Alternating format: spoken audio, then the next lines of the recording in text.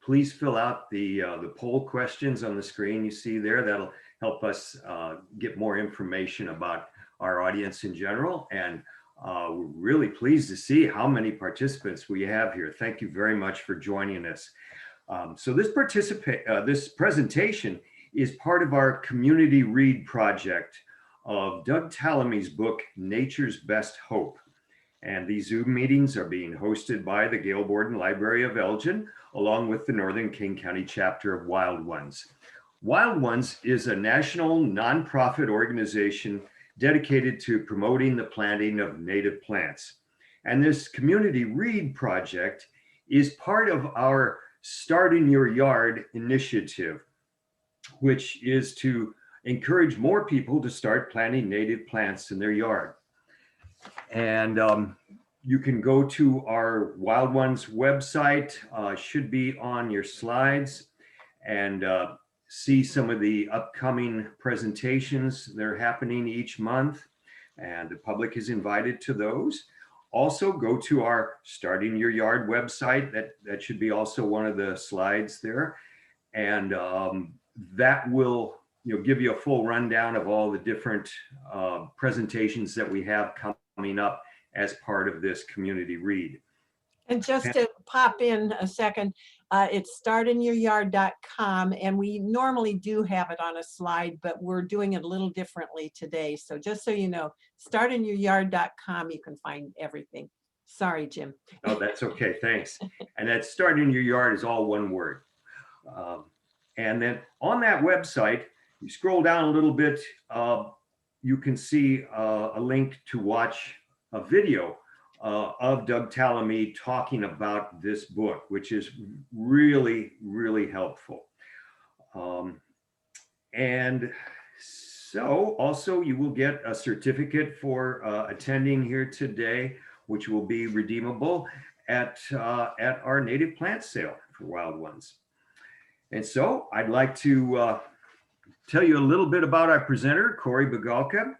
He is an Elgin native, and he has a background in biological science with a degree in zoology from SIU. He considers his mentor to be ECC Professor Robert Steinbach, to whom he became a teaching lab assistant and helper in his aquatic nursery. After years of inside laboratory work, Corey left the corporate setting in favor of work that would take him closer to nature. Now Corey describes himself as a forest comber, one who assesses a natural area, identifies invasive plants encroaching upon natives, creates an inventory, and then develops a restorative plan and removes the offending plants, shrubs, and/or trees.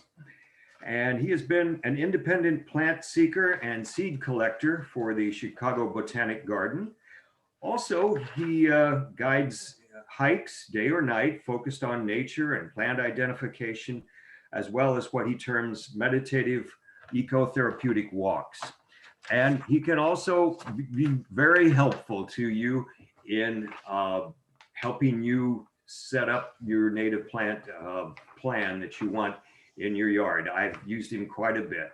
So thank you very much, and I'll hand it over to Corey.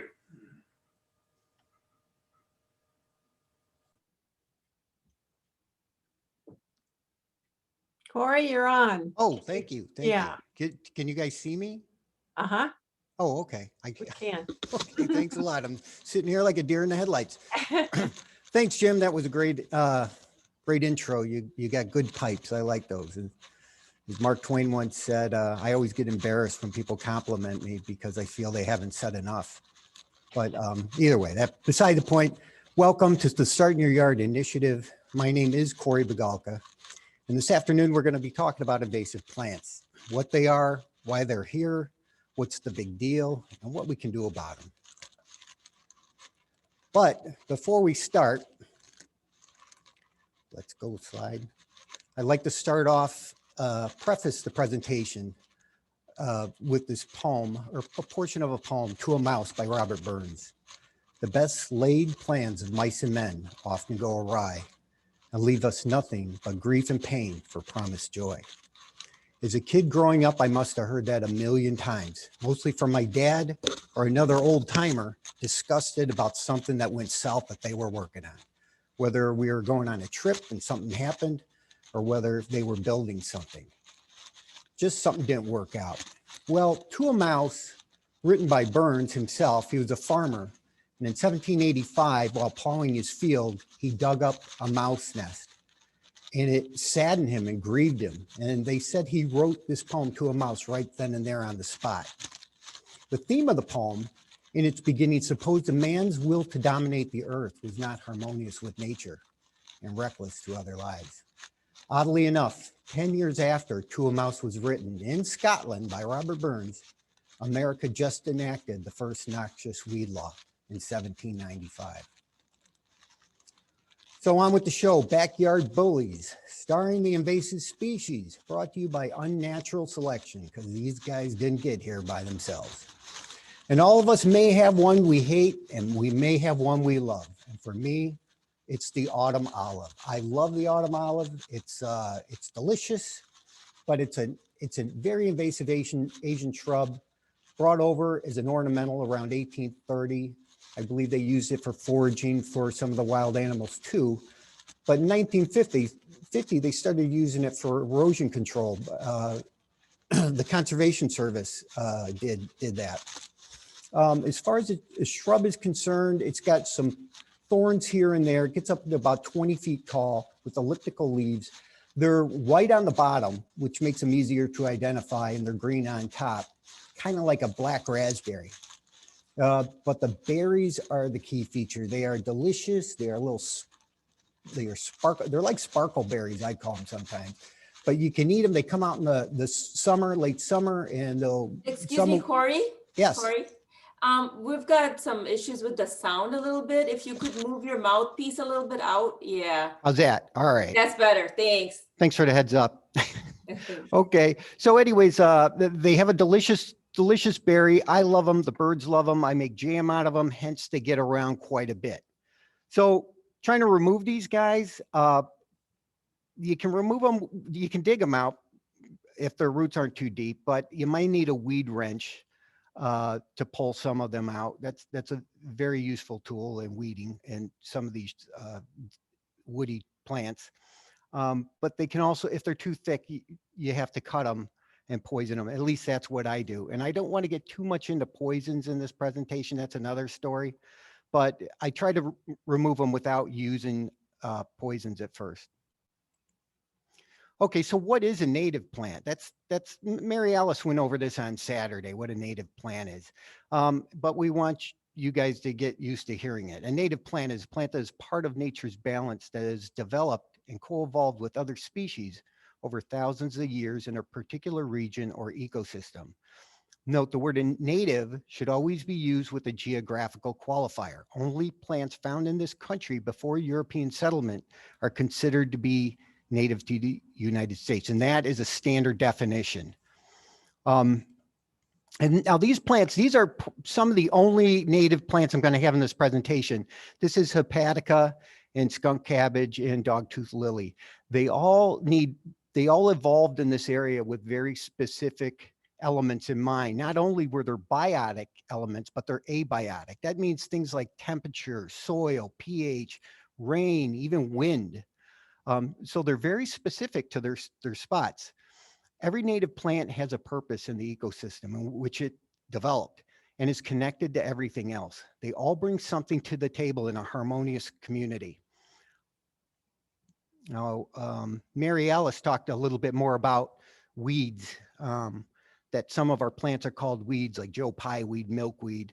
Well, that was a name that was given a lot to the European settlers that came here trying to get their plants established, and the native plants were getting in their way, so they referred to them as weeds, which really they were the ones planting the weeds. Okay, so what's an invasive species? Good question.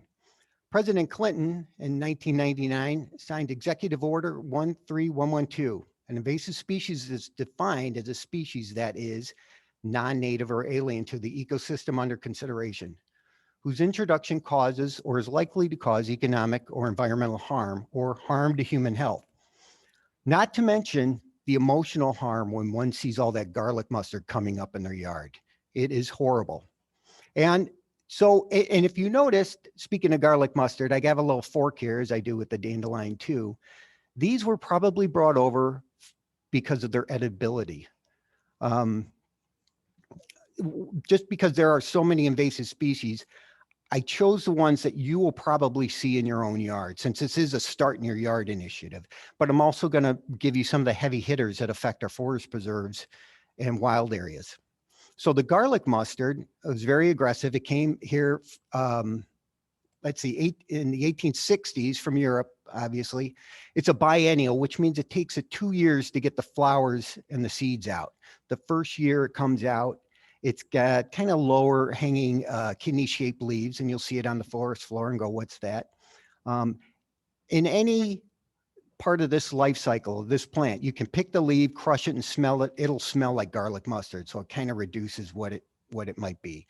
One of the bad things about garlic mustard is it has a chemical that inhibits the growth of other plants, as well as a lot of these other invasives do. These chemicals are known as allelopathics. And in this case, also, this allelopathic chemical affects beneficial fungi. Beneficial fungi that helps our other native plants get nutrients from the soil. In its adult stage, you'll see there are 4 white petals on top. It used to be called, belonged to a family of cruciferae because the petals make the shape of a crucifix. So it was really easy to remember. Now it's changed to Brassicaceae or something that's really tough to, something that doesn't easily help you identify it, like me. So also it produces 3,000 seeds per plant per season, and those seeds stay viable in the soil for up to 10 years.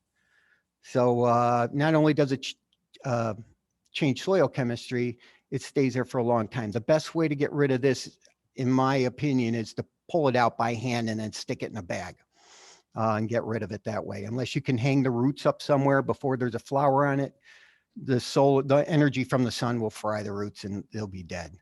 But it's a good thing to remove from your forest just because, or your yard, just because of the allelopathic properties.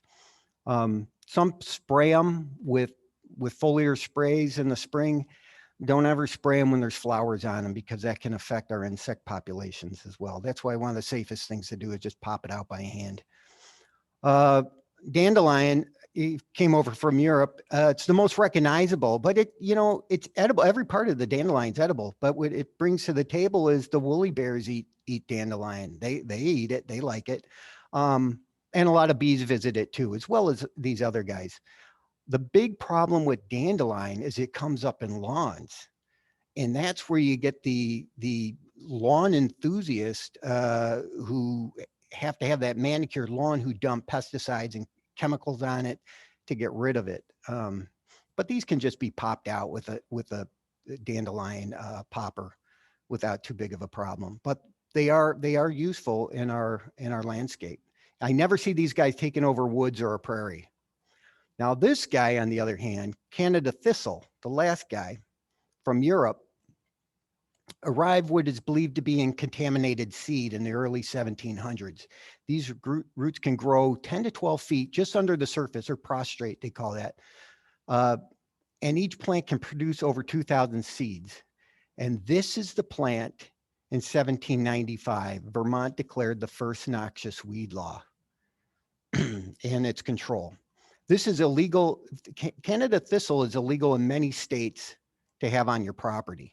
And one of the ways to tell is under those pink, about inch flower heads that somebody says look like Fraggle Rock heads, the bracts, the green bracts underneath. Let me see if I could get a pointer on here. Right here, there's no spines on there. That's one of the ways you can tell it's Canada Thistle. But another way to tell, of all invasives, there's a lot of them, they grow fast, and it's just a very aggressive nature. That's an indication you might have an invasive plant. So why are they here and how did they get here? Well, mainly for ethnobotanical reasons, for food, for medicines, for spiritual. This boat here is supposed to be the Mayflower, which they probably should have called the dandelion. because it brought a lot of these plants over here. But you know, we none of us leave home without our aspirin or something to eat, or maybe your little Jesus in the front part of your car there. But also it's used for landscaping, gardening, or accidentally brought in, like we saw with the Canada thistle. All right, common plant tin, the first one I'm going to talk about. It's both edible and it has medicinal values. You get an insect bite when you're walking out in the woods, you find this and you can tear off a leaf and grind it up and rub it on that insect bite and it'll relieve the pain. Also, these tender young leaves are very delicious and nutritious, so you never go hungry out in the woods with common plantain around. The natives used to call this white man's footprint because it turned up wherever white man had been. It doesn't have a super deep root system and they're fairly easy to pop out. I rarely see them as a problem. The next one is mugwort I want to talk about. Mugwort was brought over for spiritual reasons. It's from Europe and Asia, North Africa. It's got spiritual significance called dreamweed, where people used to stuff this in their pillows and sleep on it for greater divination in their dreams. It's used as a smudge to keep away evil spirits. I don't really see this taking over too many places, but it's removable. You can dig it right out and it'll be gone. It does have some medicinal value, although I didn't mark that on there, and it's supposed to have some insect repellent capabilities. All right, now Foxglove, this guy, this was specifically brought over for medicinal purposes. This came from Europe and it contains some chemicals known as glycosides that deal with heart ailments, congestive heart failure, edema, atrial fib, dropsy. That was one of its main claims to fame.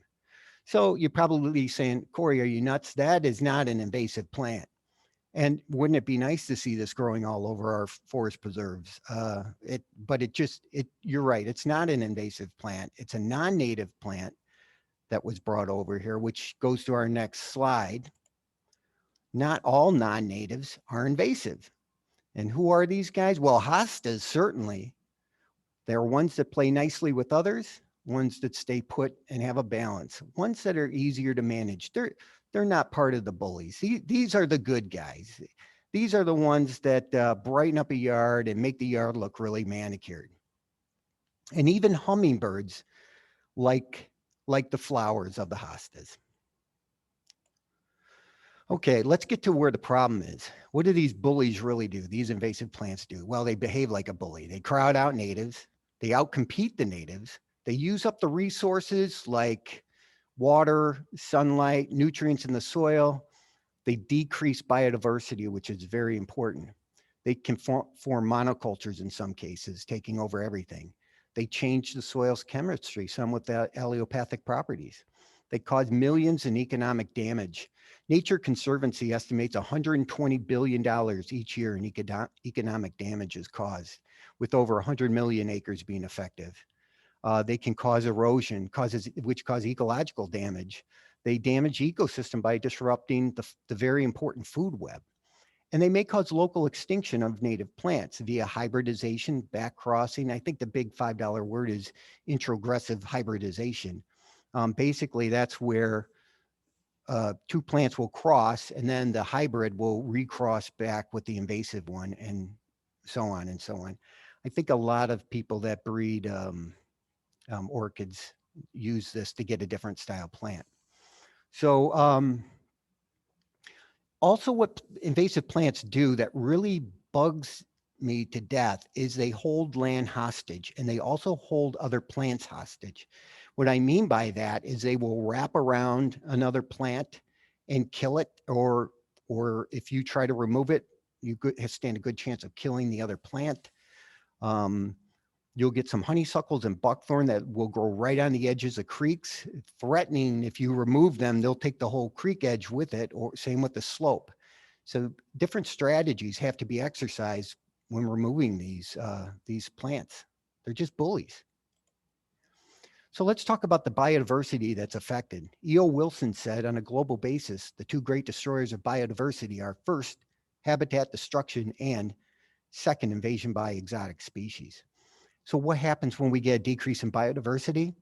Well, we get a decrease in ecosystem stability, which means decreased protection from catastrophic change, a decrease in soil stability, a decrease in nutrients, the flow of solar energy changes, and it lessens our personal experience with nature. Meaning you walk up to and see a monoculture, you're just like, wow, that's one big green pile of green, rather than having the colors and the interactions with the birds and the butterflies and the other things on a variety of plants. And this is what unnatural selection does. The U.S. Forest Service says that humans, animals, and the elements all disturb the soil, just enough so that an invasive can gain purchase, and that's all they need. There's been a 42% decline of threatened or endangered species, and for 18% of those species, invasives have been the direct results. That's from the U.S. Forest Service. So this kind of goes back to the destruction of the food web as well. Biodiversity is important for nutrient cycling and recycling. It regulates flood control, clean air production, for pollination, water purification, erosion control, stable ecosystems, less chance of catastrophic changes. And it has its aesthetic and spiritual value as well. Remember when every Main Street USA used to plant elm trees, the American elm, and that's all you saw on the sides of the trees, and the Dutch elm disease came and wiped them all out?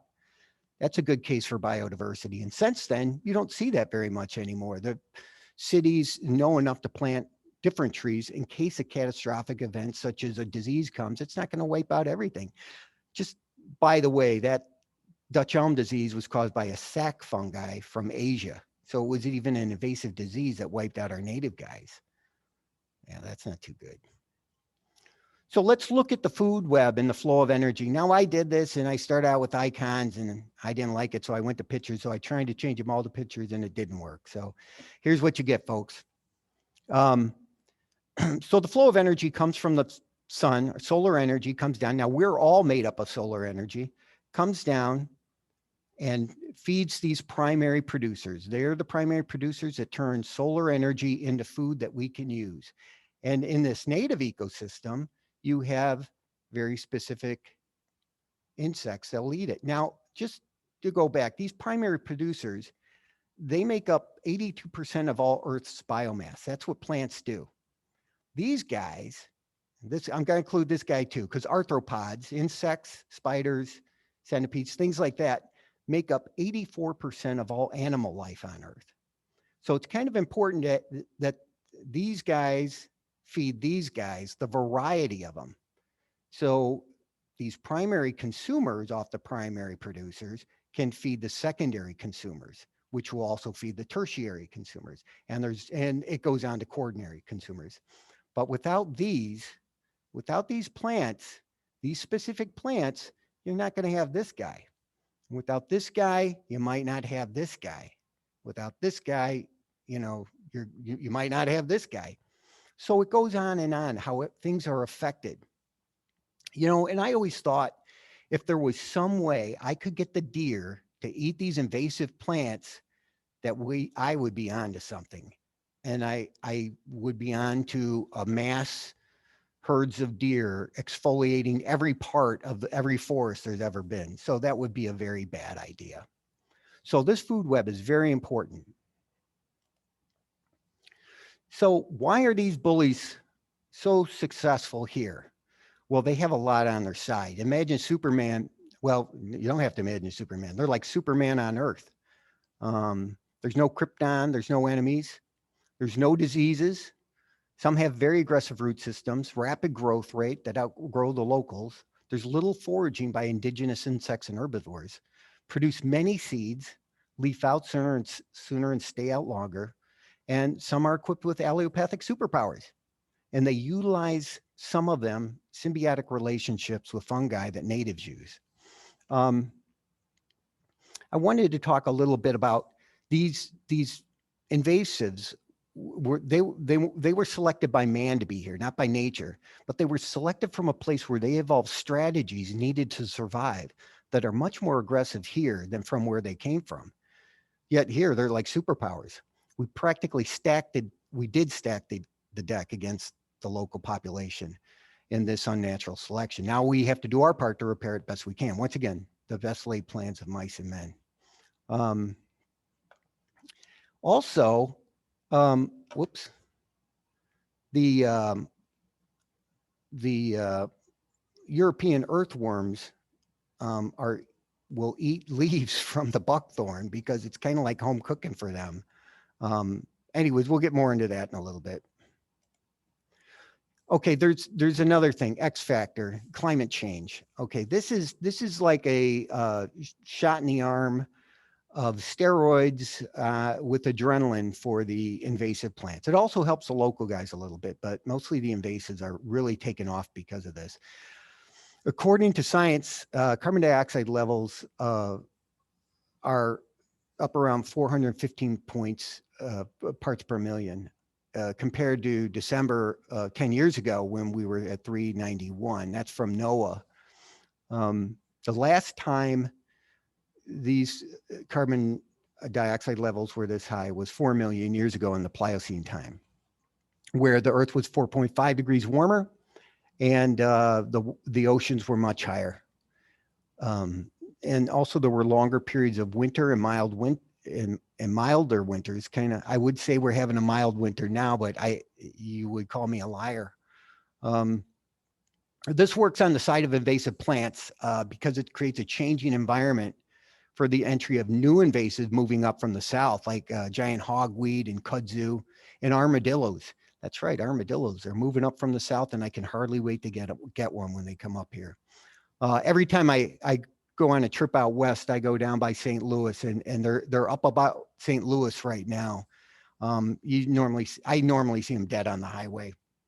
Another thing about the sex factor, climate change, is many of the vines seem to be responding to this change very aggressively, whether it's Oriental Bittersweet, poison ivy. We've seen poison ivy leaves the size of burdock leaves, just huge. Bindweeds become much more aggressive, wild grape, Virginia creeper, moonseed.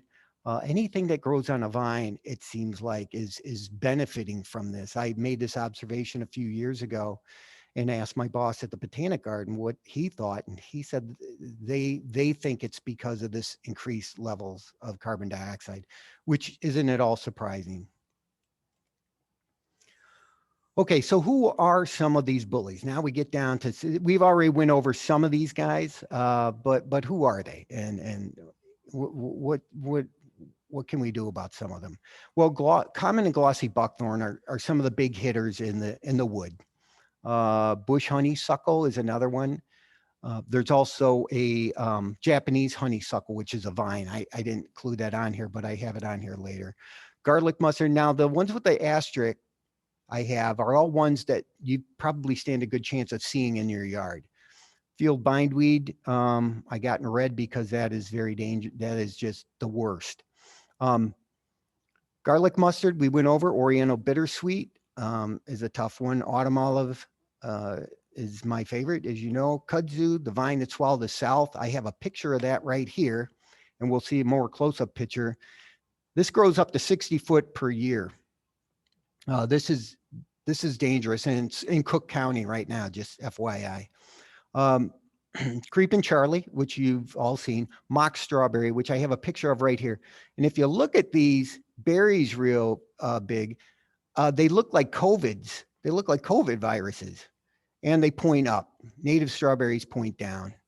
They were brought over from Asia as an ornamental ground cover, and its flower is a 5-petaled yellow flower. So when you see this in the spring and you go, oh my gosh, I got strawberries, you have mock strawberries.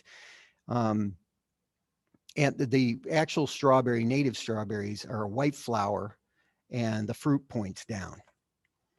And it gets around by runners. It has a node that'll shoot over here.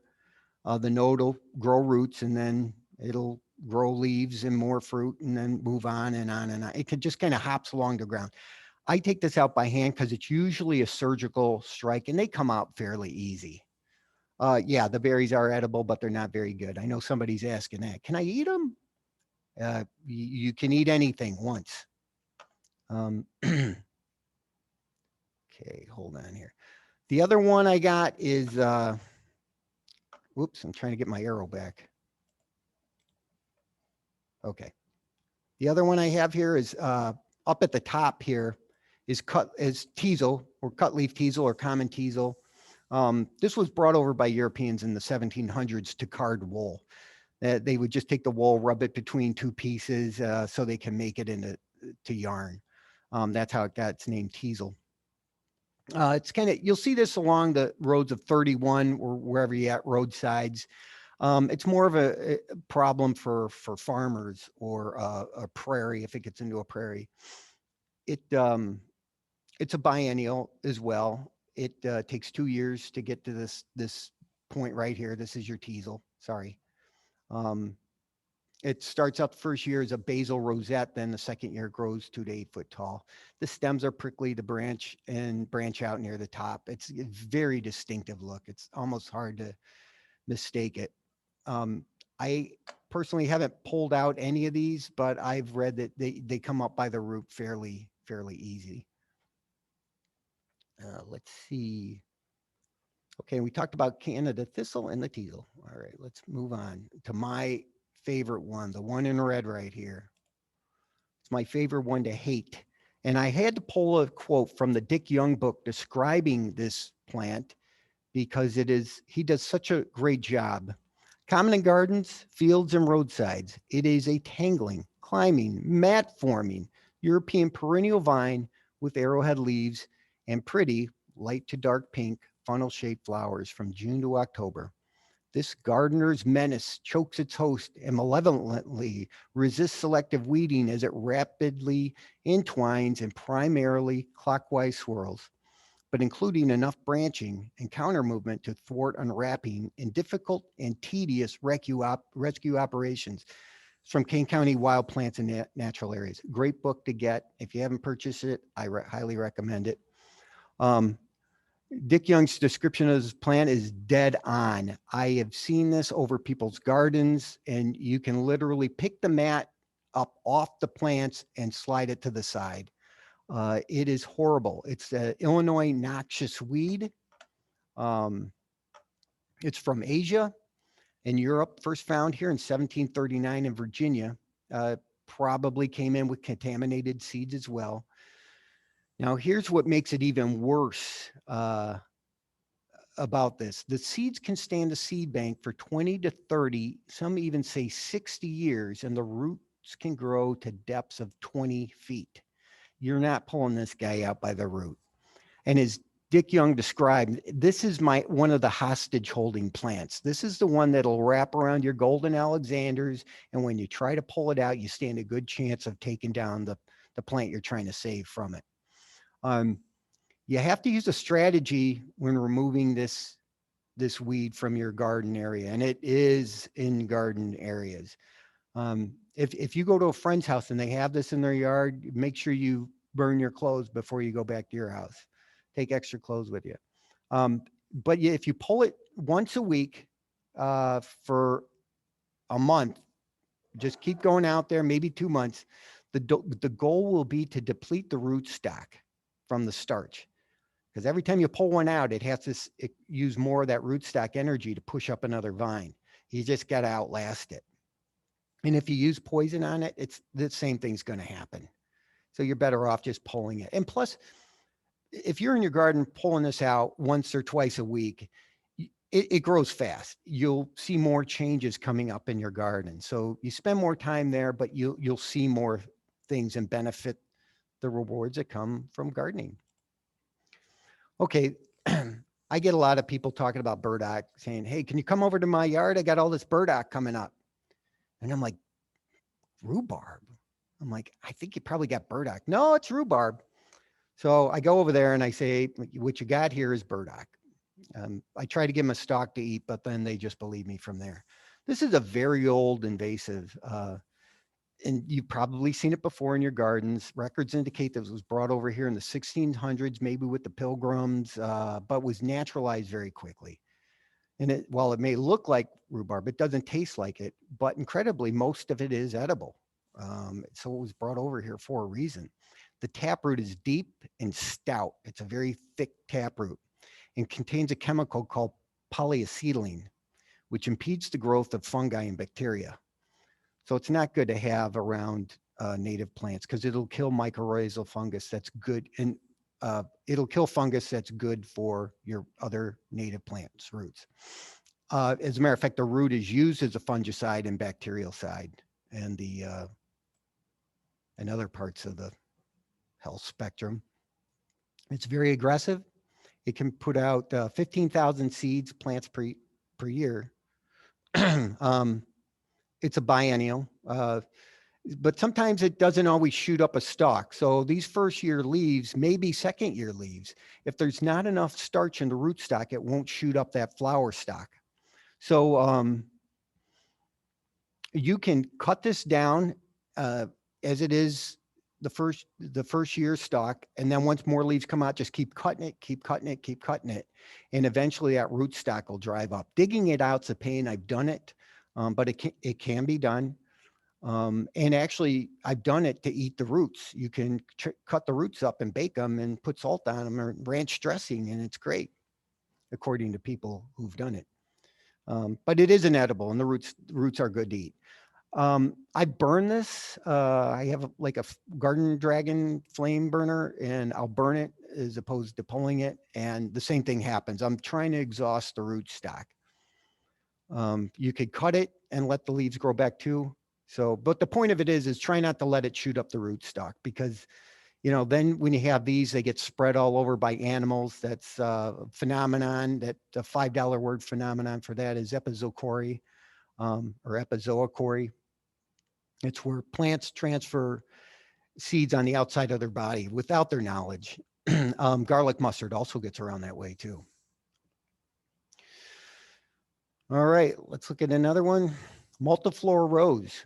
This one, this came over in the 1700s from Asia, was brought over for rootstock, for ornamentals.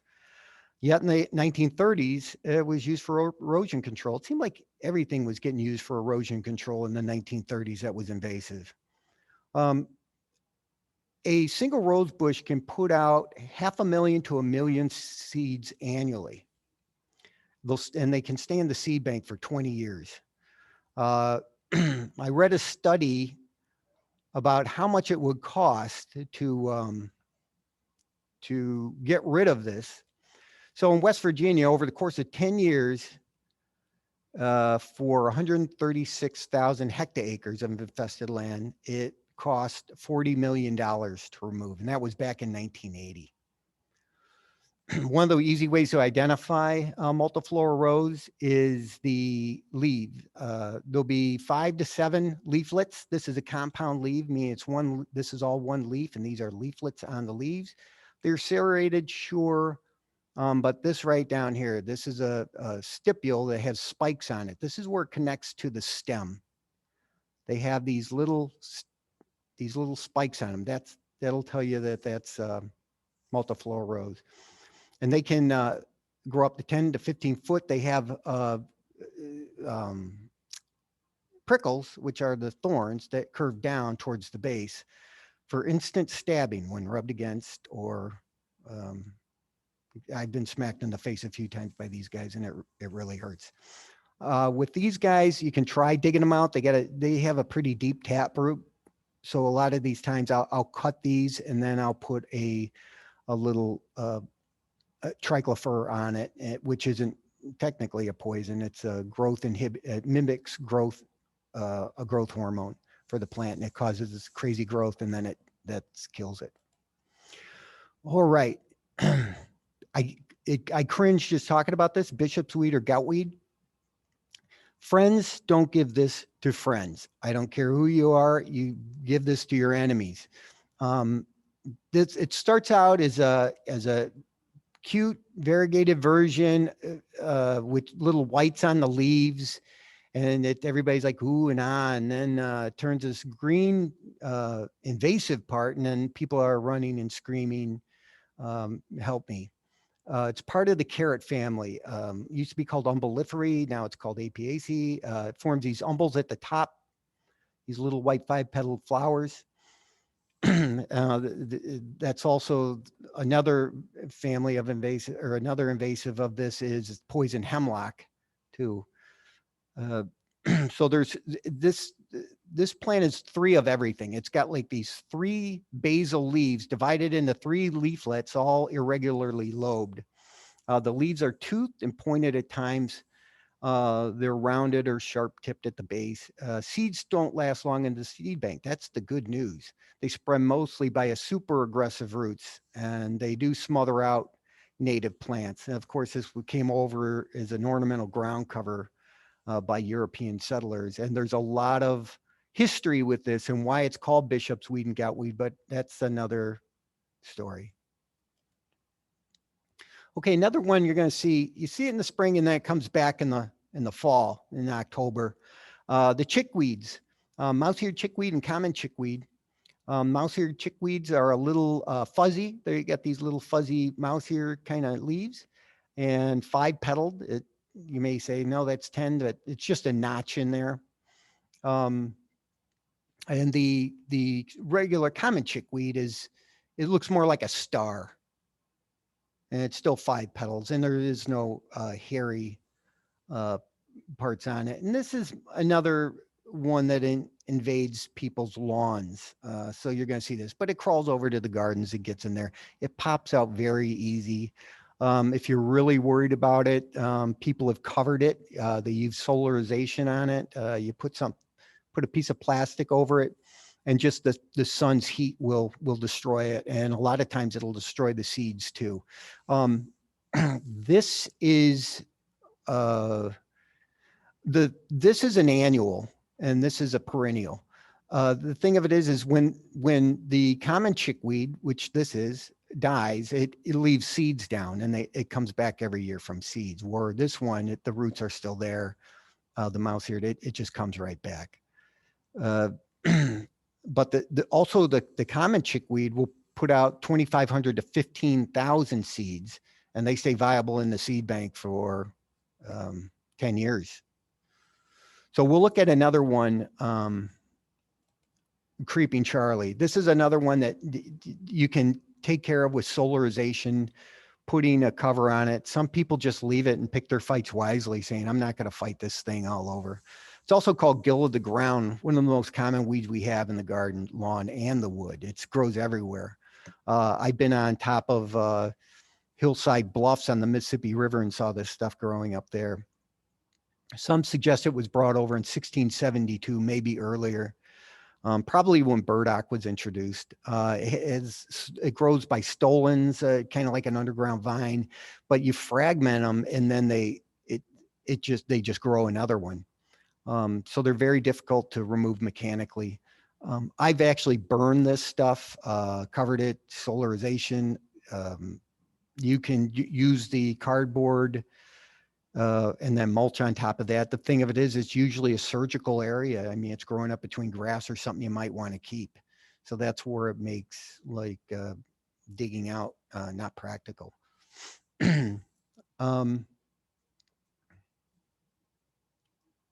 So I guess with Creeping Charlie, what I had written down is you don't need to totally try to control it, but just reduce it as best you can.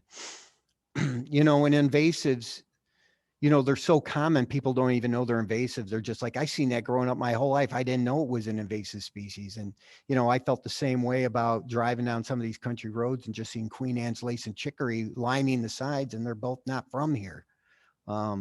Just we grow up with them, we think they're natural.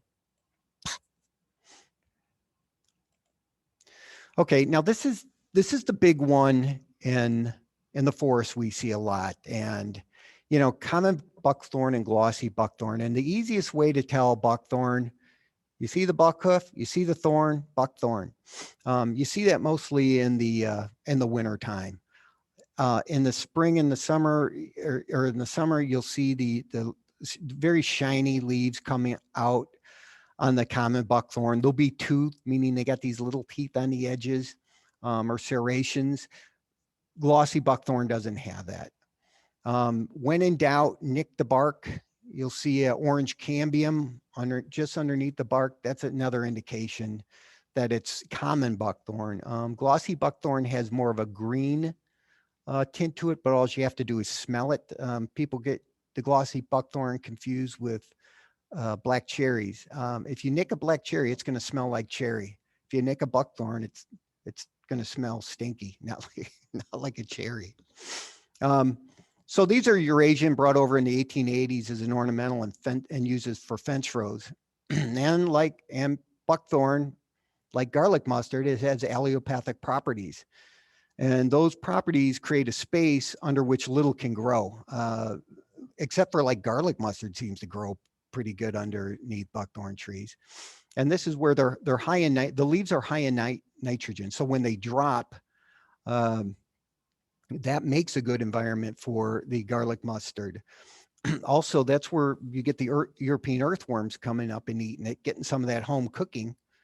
And the bad thing about that is the earthworms that eat these leaves cause a rapid breakdown, and that bypasses some of our decomposers like bacteria and fungi that would normally do the work. So it knocks them out of the equation, therefore reducing biodiversity. And also it creates an environment that it's easier to grow more garlic mustard. Hold on a second. There we go. I'm sorry, it creates an environment to grow more buckthorn. Also exposes the soil through shading out other ground growth. So when it rains, you get runoff, and it just takes topsoil and everything off right down into the waters, which pollutes the waters. And so it is more of a polluter than anything good. The seeds stay viable in the soil for up to 5 years. As far as removal of these, when they're young, you can pop them right out with your hand by the roots. The roots aren't very deep. Even as young little trees, you can kind of still pull them out. And they get any bigger, you can use a weed wrench to pull them out. And finally, if they're just too darn big, cut. And then I put on a poison, or the triclofor. I mean, it's just a stump killer, and it works fairly decent. I was actually at a friend's house the other day and working out in the wood, and I found all these birds flying above me in a buckthorn tree, and it was winter robins. They were eating the buckthorn. And the bad thing about that is in the name cathartica, meaning that is a purgative. It goes right through the birds. So these winter robins, which don't have to fly south because they have enough food here with all these invasives, now spread the invasives in their poops. So that's not a very good thing. All right, let's talk about honeysuckles.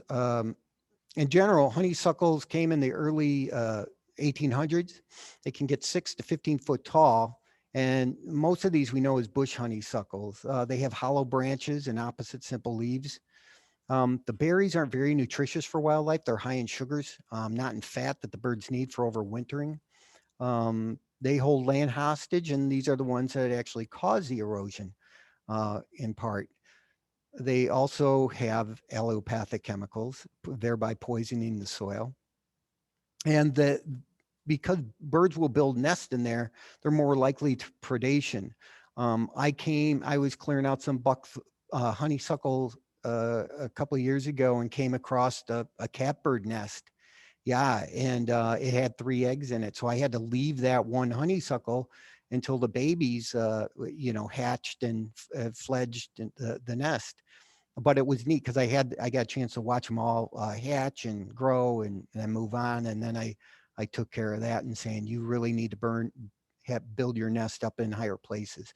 So I don't know if they listen or not, but it's easy to predation. That's what I'm saying. So the Japanese honeysuckle, this is the one that grows on a vine.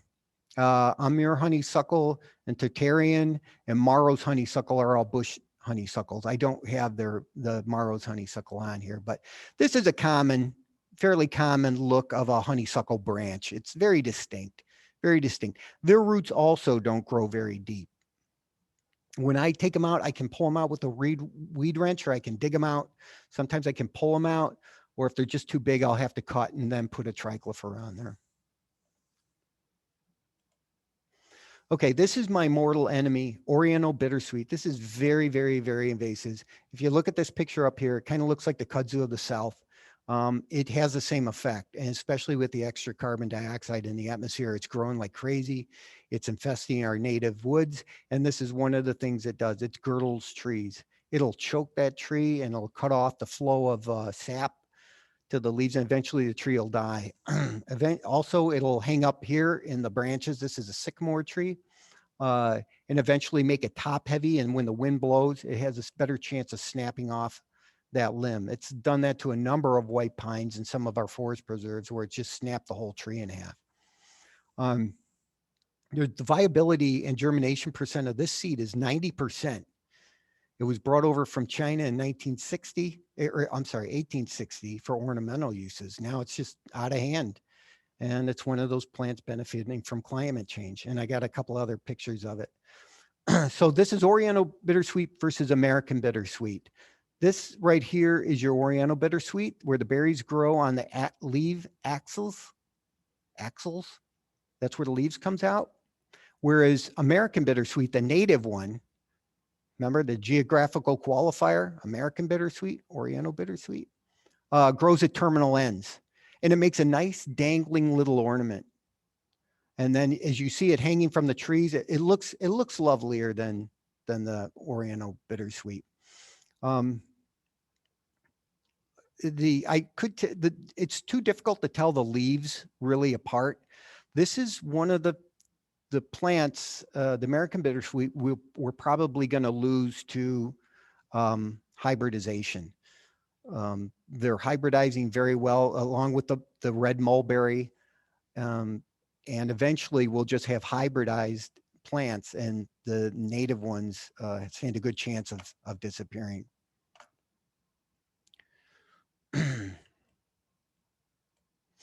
These I'll pull out by hand or using a weed wrench. And there's nothing more beautiful than the sight of the roots of the Oriental Bittersweet. They're red, they're beautiful. I love seeing red roots of Oriental Bittersweet because that means it's dead. All right, just a couple of pictures here. It gets up to 4.5 inches in diameter. That's Oriental Bittersweet. It already choked out something a long time ago. And the second picture here is Oriental Bittersweet choking a staghorn sumac. And it can kill that. It'll girdle it and kill that. Okay, kudzu. This is the one that's coming up from the south. Some of it's in Cook County, but it's quickly coming up from southern Illinois. This is the vine that swallowed the south. It's an exotic weed, a noxious exotic weed, perennial, deciduous, woody. It's in the bean family. Came over 1876 from Japan, widely used in the 1930s for what? Erosion control. Jesus, it girdles, uproots, and is also a secondary host for soybean rust. The leaves are alternate. They're trifoliate. Hairy undersides, leaflets, may have 2 to 3 lobes. It's very distinct. Flowers are reddish purple. They say they smell like grape. And it's got all these auxiliary racemes on top of it. This is a forest covered. This is a monoculture, folks. This used to be a forest of a lot of diversity. Now it's a monoculture. Everything underneath those vines is probably dead.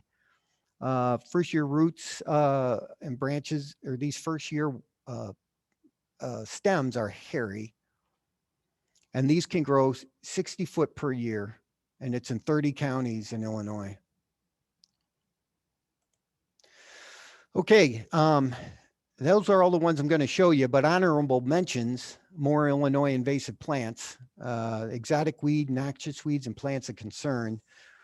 These are things that still exist in the woods and maybe some in your yard. Of course, ragweeds we see all the time. Marijuana, are you kidding me? Of course it's noxious. I never even seen it, by the way, in the woods. musk thistle, perennial sow thistle, Columbus grass.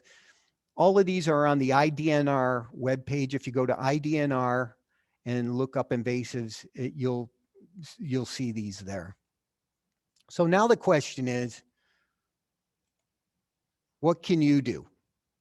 Well, here's what you can do. You can recon, identify invasive plants in your yard and area. Then once you got them identified, and if you don't know what they are, by the way, just wait for them to unfold a little bit more before you get a positive ID. You can develop a strategy on how to deal with them. Then you can roll up those sleeves, put on some PPE and remove them. That means pulling them, burning them, cutting, cover, poison, bring in a billy goat. You can drown them out. There's a lot of different ways to be creative of removing invasive plants. So once you develop a strategy and you remove them, then replace with native plants. Once you remove something, if you don't get a new thing in there right away, a choice will be made for you by nature, and usually it will be an invasive plant. So make a native plant selection, get it in there, then reduce the spreading of non-native plants, mostly invasive, by cleaning your clothes, your boots, your tools, your packs, your car, your gear, so that you don't spread it to other areas. Then repeat this process. Monitoring is important. It's easier to maintain than to get your land in shape. And be responsible with poison. Say no to neonictinoids. And we'll go over that a little bit more, but get involved like this Kiwanis guy. Get involved with local parks and forest preserves. This is actually John Doerr helping out at John Doerr Forest Preserve. He's always out there doing something. So get involved. And just an idea, I said I didn't want to talk about poisons, but try the safer home remedy, the vinegar killer. This has been all over the place. It'll work. You just have to be consistent. I know we live in a society where if it doesn't work now, darn it, it doesn't work. But sometimes patience is needed and more applications. So this is simple. This is something we can do. And when's a good time to do invasive species removal? All year round. I'll go out. If I wasn't here, I'd probably be doing it right now. It's a great time to get a jump on some of these woody things and open up spaces that will get sunlight in the spring. So help these, give our native spring wildflowers a shot in the arm. Okay, neonictinoids. I had to post this slide up here so you guys can see a couple of different things. Mary Alice talked about, it's pronounced neonicotinoids. We call them neonics for short. They're blamed for bee decline. It has a neuroactive chemical in it, which attacks the bee's nervous system, causing paralysis and death. And it lowers their immune system to disease, so they die quite a bit. Now, so when you go into so you see these little bugs flying around there, those could be Japanese beetles or whatever. There's a better way. There's a better way to get rid of those. Use a pheromone traps or something else like that, because these chemicals remain in the seeds, in the leaves, in the water, in the soil, in the pollen, and the nectar. It's just not good. And here's 3 common names and chemicals that are used in some of these products. Imidacloprid, thiamethoxam, and clothianidin. Oh my gosh, I can't even say it. But, and notice this right down here, what this says. And Mary Alice was warning us about this the other day. Use allowed in greenhouses. So if ever you buy plants somewhere else, like other than the Wild Ones plant sale, make sure they were not treated with neonics, because you'll be bringing that into your yard, which risk other, your bumblebee, your bee population. All right. So, and if you can't beat them, eat them. Garlic mustard pesto. This is a great recipe. Tastes good. And you probably wondering what to do with all that garlic mustard you're pulling out. Well, here's a nice recipe that'll help you figure out what to do. Now, I'll just leave that up there because that's pretty much the end of my presentation. So I guess I will just say thank you all for coming out this day. Sorry, sorry it was so long, but I had a good time putting it together. And there's a lot of, I had to stay out of a lot of rabbit holes on this. So I hope I get a little credit for that. You get a lot of credit, Corey. You bring so much richness to this discussion. My goodness, there are some questions for you. Okay. The first one is from Rob Vandermolen, and he's asking whether poison ivy is an alien. No, as a matter of fact, poison ivy is a native that we need more than ever. I mean, a lot of people want it removed, and I do remove a lot of it, but the berries are high in fat and they are essential for overwintering birds here. Winter creepers the same way. We need those berries for the birds. They can't be eating the buckthorn berries or the honeysuckle berries because they're not good for the birds. So yes, poison ivy is a native. It's growing aggressively, I might add. But yeah, it's native and we need it. So don't hate it. We don't need haters. Just stay away from it, right? Just stay away. That's all it's telling you to do. Give me some elbow room. Don't burn it. Don't burn it. Don't burn it. It'll get in your lungs. If you burn it, the chemical inside it can get in your lungs and cause you discomfort, I'm sure. Yes. Corey, there's a question about spelling the word you used for the seeds that get carried by animals. What was that word? Oh, epizoa, Corey? So spell it. EPI ZOOCHORY.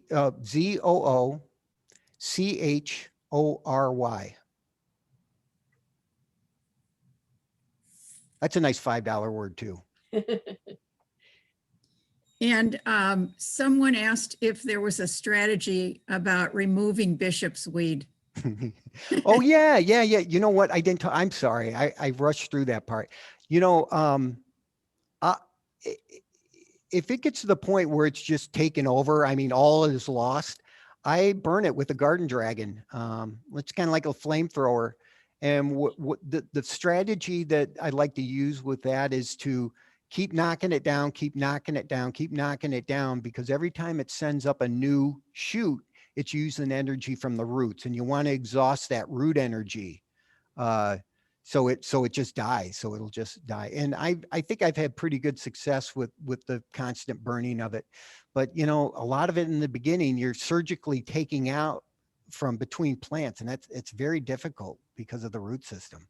So Valerie Blaine has a strategy. She said, Move.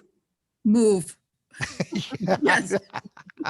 That, you know, Sell your house. As long as it's someplace nicer, that's all right.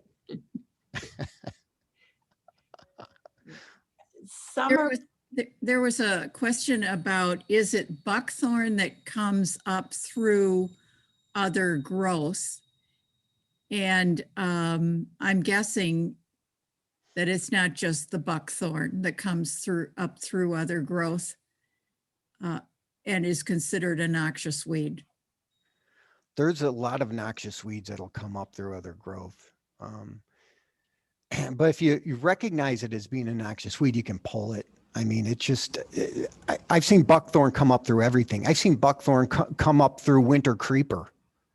So, and winter creeper is another invasive that some of you have planted in your yard, don't you? I know who you are. And the buckthorn will come up through that, but it's an easy pull. It's an easy, if you're pulling on a young tree that you think might be invasive, if it doesn't have any give at all, it's probably a native. It's probably something like a red bud that you need to blast to get out of the ground. Summer Bagalka asks, you mentioned that you can eat anything once, including plants that may be considered poisonous. If so, what goes wrong the second time? You know, that's actually an old mushroom gatherer's joke. People always ask, can you eat that mushroom? Can you eat that much? You can eat any mushroom once, meaning that you won't live to have an opportunity to eat it again. So yeah, that's all I was meaning by that. Are you acquainted with summer Bagalka? I think so. I think so. She's my daughter. Okay. So Corey, the recipe you gave for the vinegar weed killer, Yeah. I've heard it said too that there's a higher percentage vinegar that's sold at places like Ace Hardware rather than the vinegar we get at the grocery store. Grocery store. Yeah. That it's at grocery store it's 3%, and you can get a higher acetic rate from. Sure. Yeah, and vinegar is just acetic acid. And yeah, so the higher concentration you can get of the acid, yeah, probably the better. The soap is just added to it to help it stick to the plants, like an emulsifier. Jerry Tice asks, is it okay to have a vine honeysuckle in a planter? I don't see anything wrong with that. The seeds may get dispersed, but it's not going to be traveling anywhere. Let's just put it like that. And they could check out the native honeysuckles. Absolutely. We have the native honeysuckle is the best. I mean, that you're going to really attract some nice native insects and pollinators with a native honeysuckle. And it's just so pretty too. It's just a much more beautiful. Yeah. I know people that will not give up their honeysuckles for anything. And, that's too bad. Kathy Cohen asks, did I see burning bush as being invasive? And then comments that that's surprising to her. Yes. Burning bush, also known as like winged euonymus, is part of the euonymus family. A lot of the euonymuses are invasive plants, and winter creeper is part of the same family. Yeah. Burning bush is extremely invasive. It's sad to see, but so's Japanese barberry was on that list too, and people still have that in their yard as ornamental plants. It just goes to show that birds will eat the seeds and take them out other places and distribute them. But it does occupy space where you could have a viburnum there, So yeah, you're actually putting out more seed that's not really that good or nutritious for birds, and you're taking up space of natives. Evelyn Grum asks whether you could go back to your Neocon slide. Neonictinoids, yeah. Thank you, to show the brands. Mm-hmm. There you go. Well, and Corey, I had the occasion to go to be watching for that very warning. We should look when we're buying plants, especially at a big box store. Mm-hmm. And the big box stores are required now to label. So the label I saw on a plant said, "Great news, this plant has been protected for you by the grower using neonictinoids." Yeah. So, well, it's not us they got to worry about. It's our pollinators, so, but that, yeah, I've seen that too. Well, and Mary Alice asks how to prevent big box stores from selling stuff like Japanese barberry and butterfly bush. Any ideas on that? Go out, we form a protest and we go out there. That's what we do. No, I don't know. I suppose you could write letters of concerned, citizens in the area. Or, you could hold a little protest out there.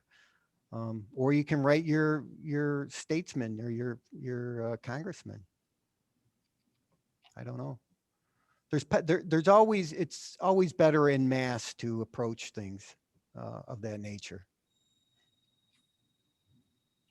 Okay, I'm just going through the chat to see if, here's one. What's the name of the poison, the stump killer that you mentioned that you use for honeysuckle and buckthorn? I use, it's just called stump and vine killer.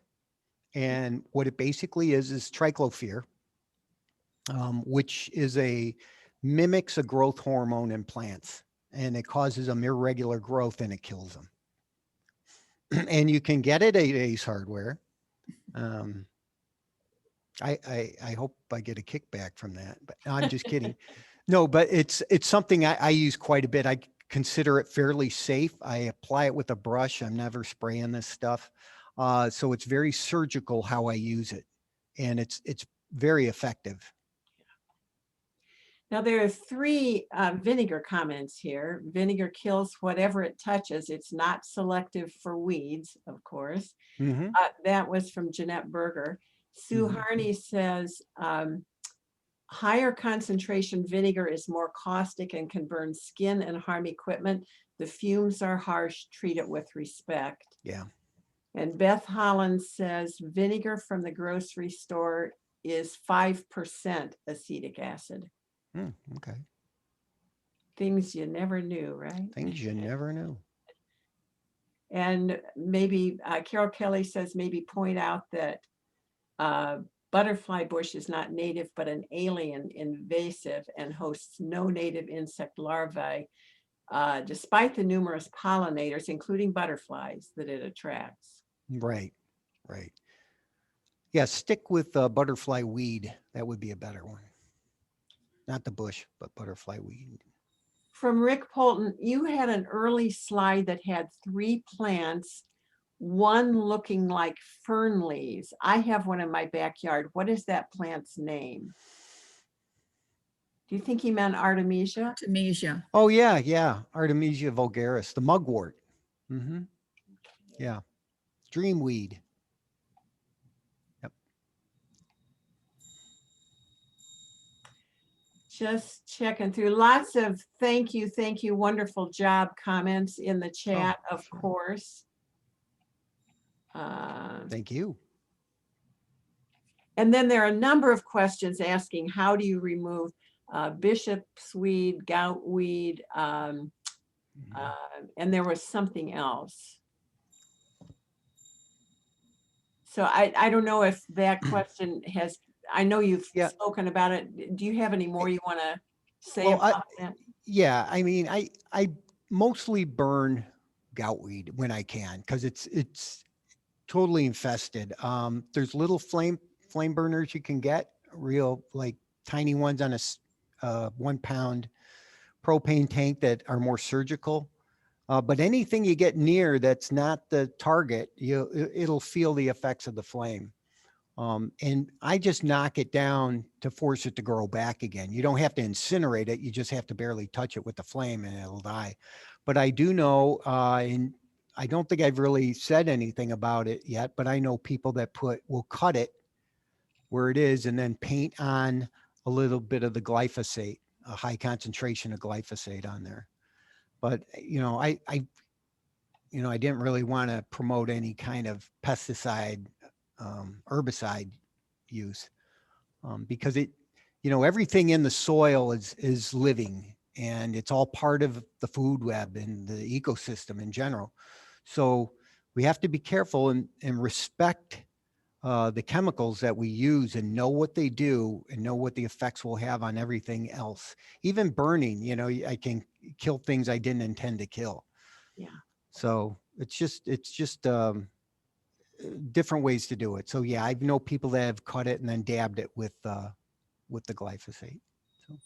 The Bernadine Kowalski, I believe, is suggesting that we clarify about winter creeper. That she says, did you say winter creeper is a native? No, it's, we don't, I wish we have natives that were that successful. But they're not. No, winter creeper is part of the euonymus family and it is invasive. And maybe just to, for people who are really new to this, to clarify that Virginia creeper and winter creeper are very different. Very, very different. Winter creeper will want to get to a tree and climb up it. Well, I suppose winter creeper will do the same thing, but they're entirely different looking leaves. And Virginia creeper produces a berry that birds will eat that has a fat content that will help them over winter. And usually you'll see the it's also called woodbine, climb up the trees, the Virginia creeper. So if it's on a tree, I would leave it be, but it's been acting so aggressively these past 5 years. I see it covering forest floors. So, and that's what winter creeper usually does. And the one good thing about winter creeper is it'll keep your soil from washing away for the most part. But Virginia creeper is a valuable native. Yes, it has 5 big leaves on it. It's a much bigger plant.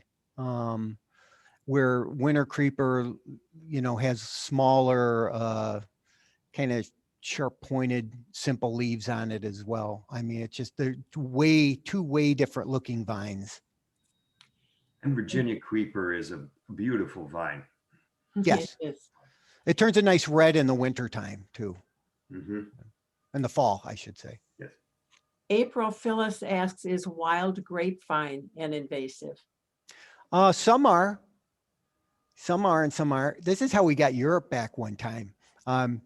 They took some of our native wild grape over to Italy and tried to, say, hey, we're going to crossbreed this with our stuff. And they took a parasite over there and it ended up killing a bunch of their stuff. So it was like, ha. Now you know how we feel. But yeah, there are native grapevines too.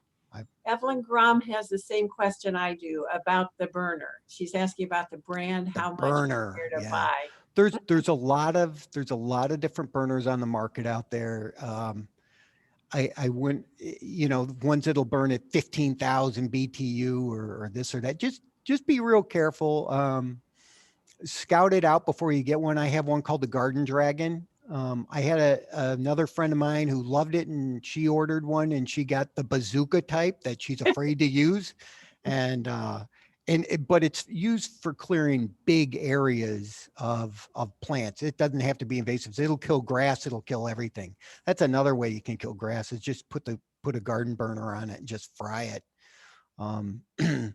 As a matter of, anyways, I won't get into that story, but yeah, there's a lot on the market. Garden Dragon, Red Dragon. I don't think Ace has any of these for sale, but they could have them. Okay. And the one that Corey uses is very ergonomic friendly as well. Yeah, mine runs off a 20-pound take of propane. Now you can get them, like I said, small ones that you can hold in one hand to do surgical strikes. That's much easier to handle than the one I have. Probably the one I use to caramelize sugar in the kitchen is not going to work, right? Well, maybe it can take on one little weed at a time. Creeping Charlie, maybe. Yeah, there you go. Okay. Jim, I think I'm through the questions that I can see. Okay. So we'll hand things back to you. All right. Well, we will wind it up here. Once again, we want to thank all of you very much for attending. And want to thank Corey so much for this great presentation. And we want to thank the Gail Borden Library for hosting our presentations and helping us plan and publicize the community read. And so I hope you got a lot out of this here today, and encourage you to stay in touch with us at Wild Ones on our website and Starting Your Yard website, and follow our activities, and feel free to contact us if you have further questions. Thanks again. Take care. Thank you.